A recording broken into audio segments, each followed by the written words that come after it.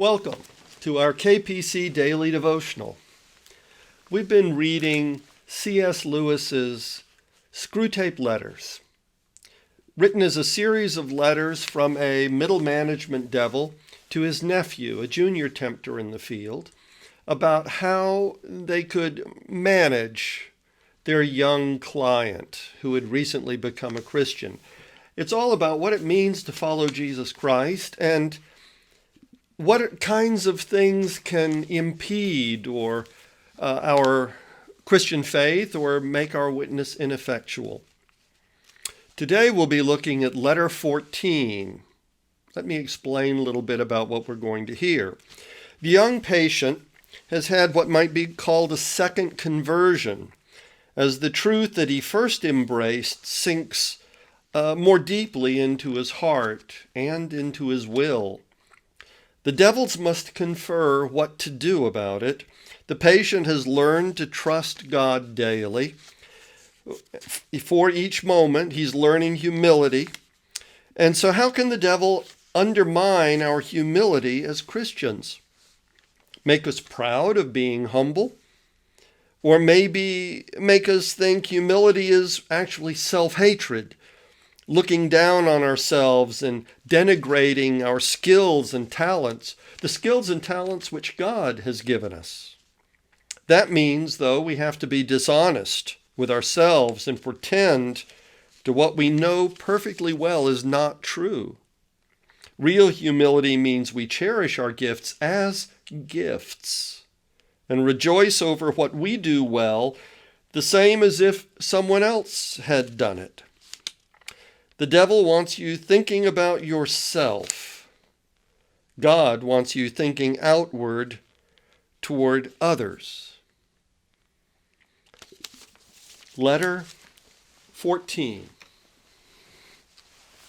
My dear Wormwood, the most alarming thing in your last account of the patient is that he is making none of those confident resolutions which marked his original conversion. No more lavish promises of perpetual virtue. I gather not even the expectation of an endowment of grace for life, but only a hope for the daily and hourly pittance to meet the daily and hourly temptation. This is very bad. I see only one thing to do at the moment. Your patient has become humble. Have you drawn his attention to the fact? All virtues are less formidable to us once the man is aware that he has them. But this is specially true of humility. Catch him at the moment when he's really poor in spirit and smuggle into his mind the gratifying reflection, "By Jove, I'm being humble." And almost immediately pride at his own humility will appear. If he awakes to the danger and tries to smother this new form of pride, then make him proud of his attempt, and so on, through as many stages as you please. But don't try this too long, for fear you will awake his sense of humor and proportion, in which case he'll merely laugh at you and go to bed. But there are other profitable ways of fixing his attention on the virtue of humility. By this virtue, as by all the others, our enemy wants to turn the man's attention away from self to him and to the man's neighbors. All the objection and self-hatred are designed in the long run solely for this end.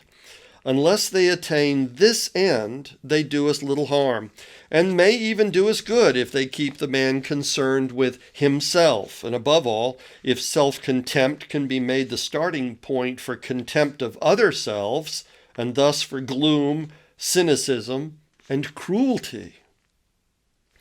You must therefore conceal from the patient the true end of humility. Let him think of it not as self-forgetfulness, but as a certain kind of opinion, namely a low opinion, of his own talents and character. Some talents, I gather, he really has. Fix in his mind the idea that humility consists in trying to believe those talents to be less valuable than he believes them to be. Well, no doubt they are, in fact, less valuable than he believes, but that's not the point. The great thing is to make him value an opinion for some quality other than truth, thus introducing an element of dishonesty and make-believe into the heart of what otherwise threatens to become a virtue. By this method, thousands of humans have been brought to think that humility means pretty women trying to believe they are ugly and clever men trying to believe they are fools. And since what they're trying to believe may in some cases be manifest nonsense, they cannot succeed in believing it. And we have the chance of keeping their minds endlessly revolving on themselves in an effort to achieve the impossible. To anticipate the enemy's strategy, we must consider his aims. The enemy wants to bring the man to a state of mind in which he could design the best cathedral in the world without being any more or less or otherwise glad at having done it than he would be if it had been done by someone else. The enemy wants him in the end to be so free from any bias in his own favor that he can rejoice in his own talents as frankly and gratefully as in his neighbor's talents, or in a sunrise, an elephant, or a waterfall. He wants each man in the long run to be able to recognize all creatures, even himself, as glorious and excellent things.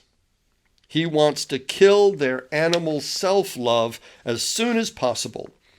But it is his long-term policy, I fear, to restore to them a new kind of self-love, a charity and gratitude for all selves, including their own. When they have really learned to love their neighbors as themselves, they will be allowed to love themselves as their neighbors. For we must never forget what is the most repellent and inexplicable trait of the enemy. He really loves the hairless bipeds he has created, and always gives back to them with his right hand what he has taken away with his left. His whole effort, therefore, will be to get the man's mind off the subject of his own value altogether. He would rather the man thought himself a great architect or a great poet and then forget about it, than that he should spend much time and pains trying to think himself a bad one. Your efforts to instill either vainglory or false modesty into the patient will therefore be met from the enemy's side with the obvious reminder that a man is not usually called upon to have an opinion of his own talents at all, since he can very well go on improving them to the best of his ability without deciding on his own precise niche in the temple of fame. You must try to exclude this reminder from the patient's consciousness at all costs. The enemy will also try to render real in the patient's mind a doctrine which they all profess but find it difficult to bring home to their feelings, the doctrine that they did not create themselves, that their talents were given them, and that they might as well be proud of the color of their hair. But always and by all methods, the enemy's aim will be to get the patient's mind off such questions, and yours will be to fix it on them. Even of his sins, the enemy does not want him to think too much. Once they are repented, the sooner the man turns his attention outward, and the better the enemy is pleased.